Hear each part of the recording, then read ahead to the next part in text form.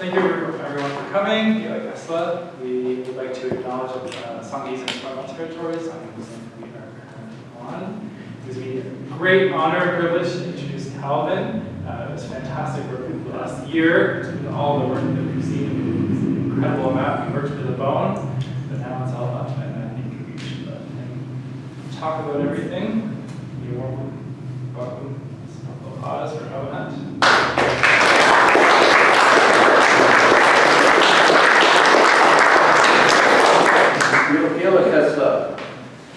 Newborn plus Tivolis Nasmius, I Tlatzakis, the Chief Calvin Hunt. I come from the land of Fort Rupert, also known as Tsakis. And that word refers to as the little birds that run along the beach. Apparently that's what our elders told us. I'm going to ask my sister to join me. Gloria. I was going to refer to her as my baby sister back. She's a little bit older than I am. And we also like to recognize the Songhees and have a good friend over there, Paul Thomas. Our family were really, really good friends with the Albany family from the Songhees. Many, many years ago, when our parents lived here, our father was always receptive to anybody that would come from the different villages from either the west coast or the New Town, where our mother comes from, or from this area, to help them in with cultural events such as a bull raising or coming of age, naming babies, or coming up with names for children. And our parents were always there to help. And they had a really close friendship with the Songhees. So we grew up here as a family, and we lived in James Bay. And we were always, a lot of us were always hanging around Thunderbird Park. I'm sure you guys all know where Thunderbird Park is. It was 1953, that was the first legal potlatch held after the potlatch ban was lifted. And a lot of our elders were afraid to go to that big house because of, well, the apartment buildings was just across the street. And they were, they were pure awards of the state. And some of the elders were a little bit worried they might be going to jail again, or could go to jail.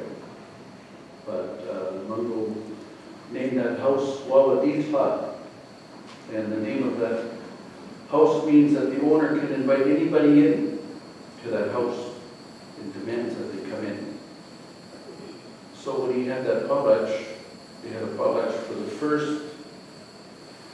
First Nations, or the Indians, as it's referred to in Totem Pole Carvers by Phil Newton. The next day was for friends and relatives and friends of the museum.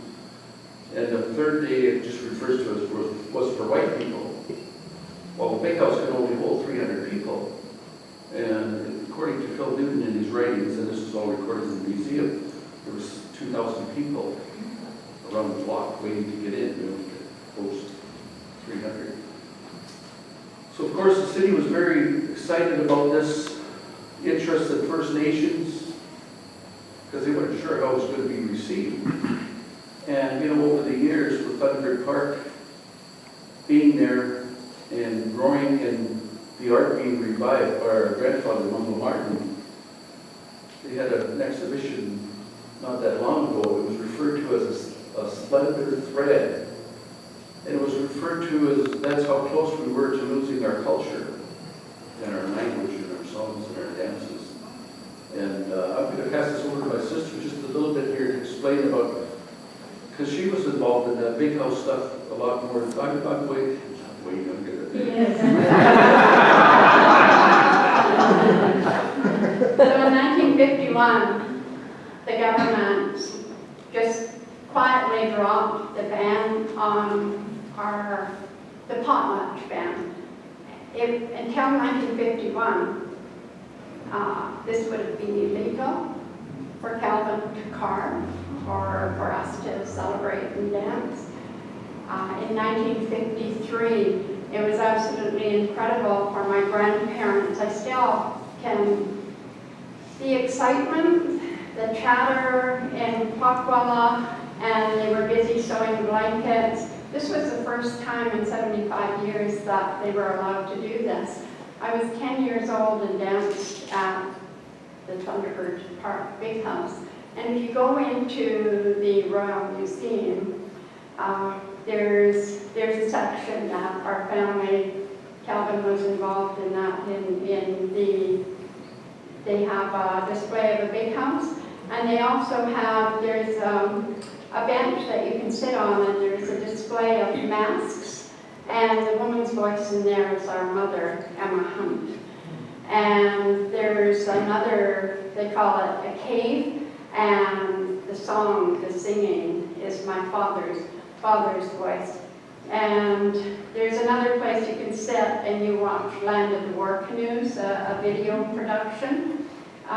The elders came to our house and got together at the museum with Bill Holmes and some other anthropologists and dubbed in the words because it was a silent movie that had been filmed mostly in Fort Rupert in South East. So, 1914 it was originally.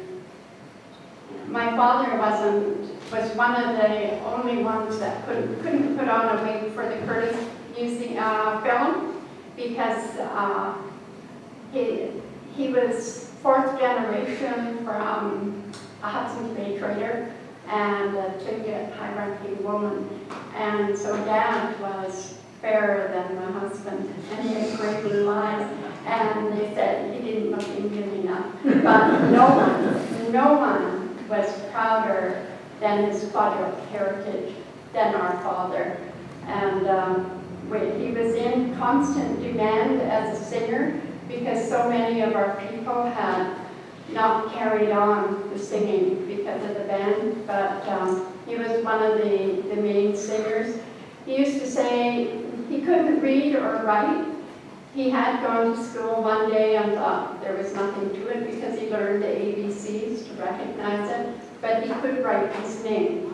He learned English only when we moved to Victoria because he had to. But he was a fisherman, and when he spoke English, he sounded like a Swede or Finlander because the fishermen from Sointila, they were Finlanders, and my father picked up a very heavy accent.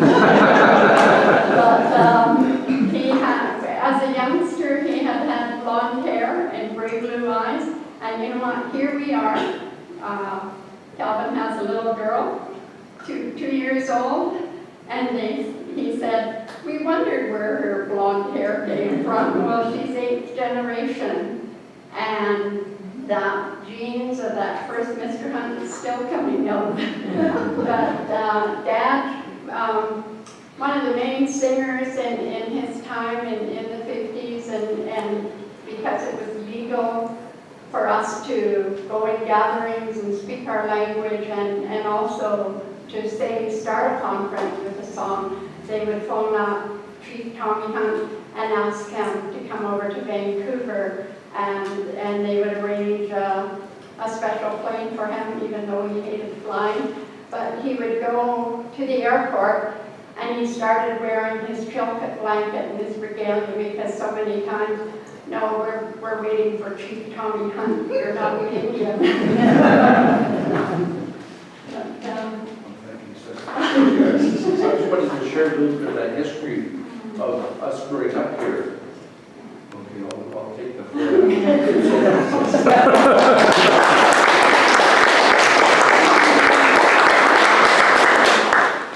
So this first piece I decided to do here is what it represents is power boards. It's referred to as a power board. Here it's called a tukwi. It's a woman warrior spirit, and she comes out singing. And there's so many different tukwi props. We refer to them as tukwi props, where a puppet could come out of a box, or a canoe could go sailing across the sky. This is another tukwi prop, this big sea-shield mask.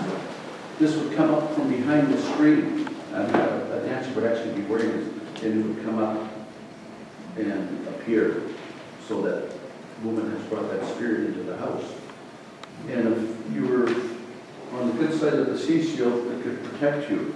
And if it was against you, it could turn you to stone and kill you. And it was also used built as a canoe as well. So that's one two-beat prop. This is another one. This is referred to as, this comes in sections, and the attendants, the tutor, would come out singing a chant, and she should press the hemlock. And she would come out, and then the attendants would start building, these pieces would start getting higher and higher. And at one point, there was actual movement where the puppet's hands would move, and she's bringing these spirits alive into the house. So, because she has such supernatural powers, these have grown out of the floor in the big house, and that's what that's referred to. Sometimes there's like a dance screen with puppets on there that would come alive, or like I say, a box. Bill Holmes, I'm sure some of you are familiar with Bill Holmes. He was a director at the Burke for many, many years. In the 50s, he went to Thunderbird Park and asked Mungo to use some crests because he wanted to build a big house in Lopez Island many, many years ago. And we used to go there all the time, and they have a play potlatch, and it's a camp for children. They're between the ages 9 to 15. And for the last 17 years since the camp reopened, my wife and I sponsor children to go there to the camp, and my sister works there as well. And we have our nephews that go over there and their children. So the first time I ever seen this, I was just a little guy. And I was with my parents and our uncles and aunties. And Bill had this banquet box, and he started filling it up with water. It took 2 weeks, once more water, and put more water in. And on the 4th time, when she's trying to make her magic, she starts dancing, and then the drummers start really pounding on the drum, and all of a sudden this fish jumps out, and it goes back in, it splashes, and it comes out again, and all these, I remember all the old people are looking, they're laughing, and our old people, when they really like something, they laugh. The big house, they're not laughing at you or they're just happy. And nobody had seen this one before, this prop. So he still has it today. We still get to see it once in a while. I always tell him that's my favorite. Bill Holmes is 93 now. So that's this piece here. This is kind of a takeoff on our grandfather, Dr. Billy, of a piece that he had. It's called Spin Top. And this comes from the New Channel. This is a hen piece, and it's usually a pair of them, male and female. And there would be down that would be placed on top of this, and it would actually spin, and the down would go up. And what a lot of the chiefs do, they always show their hen keys first. What they're doing is getting the floor ready. They're blessing the floor with the down. And there's always usually 2 songs sung.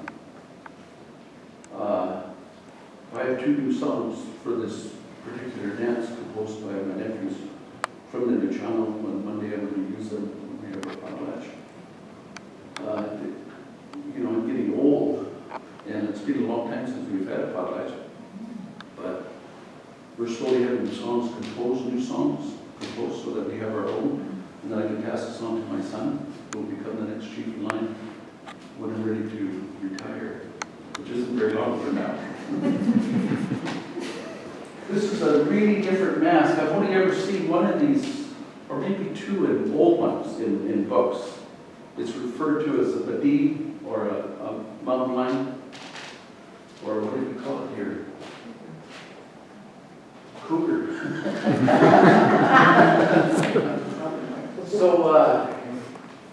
And I always asked our old people, how come we never see that in the big house? And they figured, well, because it might kill people. So it was just something that was never friendly. But over the years, I've seen, like I say, really, really old ones, and I don't know whether they were made or whether they were used. So I've done, this is my second piece like this that I've done. And then this is a Zonukwa, which is a wild woman of the woods. Originally, I was trying to take off off on a Bo Dick. Is anybody familiar with Bo Dick? Somebody years ago. He was a great carver. He passed on not that long ago. But he was an incredible carver. And what I should have started off is, it's been a while since I've carved masks. I've been so involved in working on totem poles and private commissions. When I first talked to Elaine, we were talking about doing possibly a group show. And then she said, why don't you do a one-man show, like by yourself? And that's a lot of work. So anyways, we agreed. So it's just been a while since I've carved, these types of masks. This is a piece that it's referred to as a coma club, which is king of the sea. This is like the tui. It can have many different. You can have a fish on top that moves and the spines come together, or it could be an octopus or a crane that the head comes up. And this particular one has a kingfisher on the mask. And then the next piece, this comes from my sister had mentioned our great-great-grandmother was Mary Ebbets, Anislaga. And that's a Quail name that was put on her. It means chief of all women. So this particular piece comes from the north, and that's the chief singer. So in the Pasla and the peace dance, which is another dance we acquired from Tlingit, from our northern family, this guy would come in singing. He'd be dressed, and he would have a bunch of other dancers with him. They'd all be wearing masks, and what they represent is another tribe. They've come to join the potlatch. So they don't even wait to get invited in, they just come in singing and dancing. Yeah, so that's referred to as the Kidis. And I'm not a very contemporary artist, but for me, this is really contemporary, this dance one. The Tlingit made really long dance ones representing whale fins. And apparently they were really, Tlingit, they dance way different than we do. The pilot. And they could make these wands actually bend. Looked like they were bending. So this is just my version, and then it's the raven, of course, which is the main crest of our family, the Hunt family, that once again comes from Anislaga. And what it represents is a dance wand in the raven, and we refer to them as bracelet sticks, or you could put money on them. So what I've done over the years, I've cast a number of different bracelets in silver, carved the original one and had like 100 casts, and put them on sticks. Well, these are just leftover bracelets that I had, so I put them on this dance one, just as a presentation. And then this little pole here, this is that story of, are you guys familiar with that totem pole at Pioneer Square in Seattle? Okay, we got one, yeah? Okay. I think it was in 1899 or something. There was a group of businessmen went up to Alaska, and they ended up in Tongass. Well, what happened is the whole village would move to go fishing, in summertime. So when they got there, they thought there's nobody living there. But there was an elder there, and she had seen the boat and the name of it and where it came from. So they cut down this totem pole. That just happened to belong to our great-great-grandmother, Anislaga. And they brought it to Seattle, and they stood it up there. Well, after they took it and put it on a barge, the Tlingit sent 2 raiding parties, go down, and they asked the American government for it back, and they said no. So we're paying for it, compensate them with, I think it's $1,000.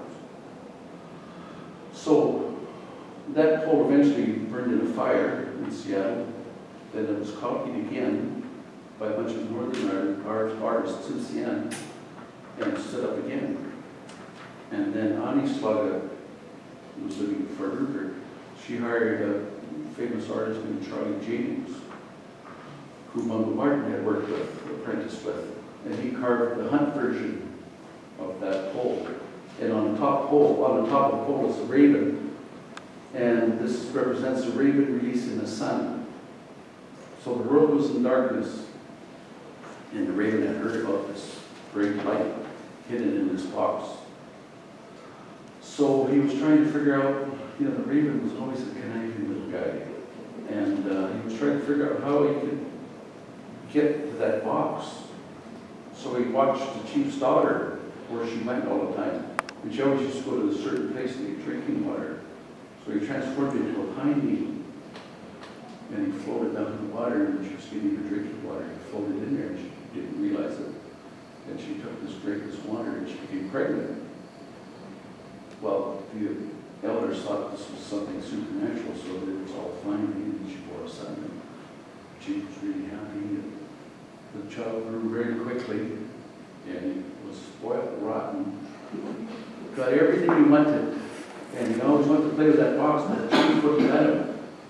So he was having a little hissy fit or a tantrum, I don't know what you call it. And, the grandmother thought he was going to die, so they finally let him have the box. And as soon as he got that box, he opened the lid and he transformed back into raven. And as he was going out into the house, remember he's supernatural, he's down a lot, so he carried his son. As he's going out with a smoke call, a small piece breaks off and that becomes the moon. So that's that story here.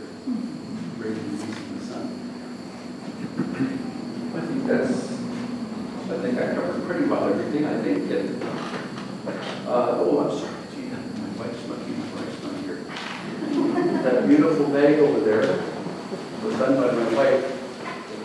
And it's referred to as sometimes it's a fire bag or a ceremonial bag.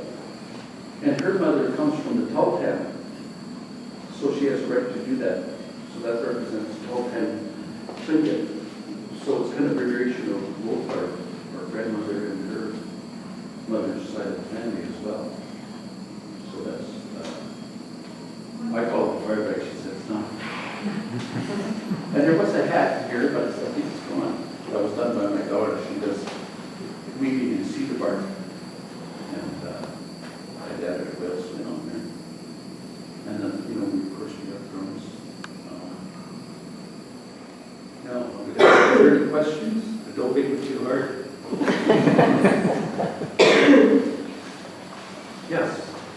Is the choice of, say, using blue on that mask, is the blue significant, or is that the artist's preference? The patio used black, red, greens, blues, browns. The Klingon used black, red, and that blue was particular to them. And the Bella used a really powdery blue. They used black, red, and white, and blue. Different color of blue.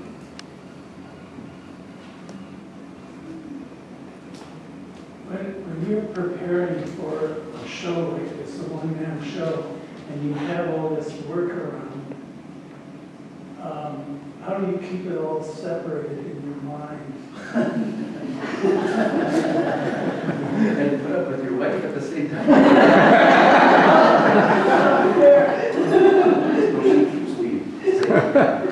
No, when I was putting the show together, it was difficult because at the same time we were working on a 32-foot total pole, big one, and I was working in Comox as well on 2 15-foot house posts.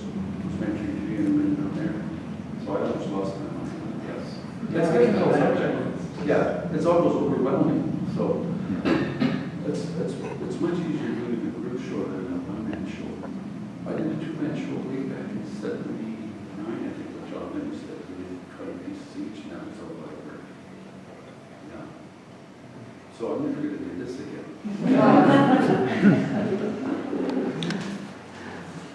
So if you guys don't have any more questions, I would say thank you very much for coming. And I hope you learned a little bit. I want to thank Elaine and her team for having a beautiful gallery downtown Victoria. It's been wonderful, and it's, the show's going to continue on for another week. Yeah. It's been a joy preparing for the show with Calvin. We've worked with Calvin a great deal over many years, from 1993 on, and this is the first solo show, which is certainly a overdue, but it has all been a wonderful experience to work with the Hunt family. And thank you. You've got a different style from you, which was very nice. And I hope to see you do many more shows like this. And thank you all for coming.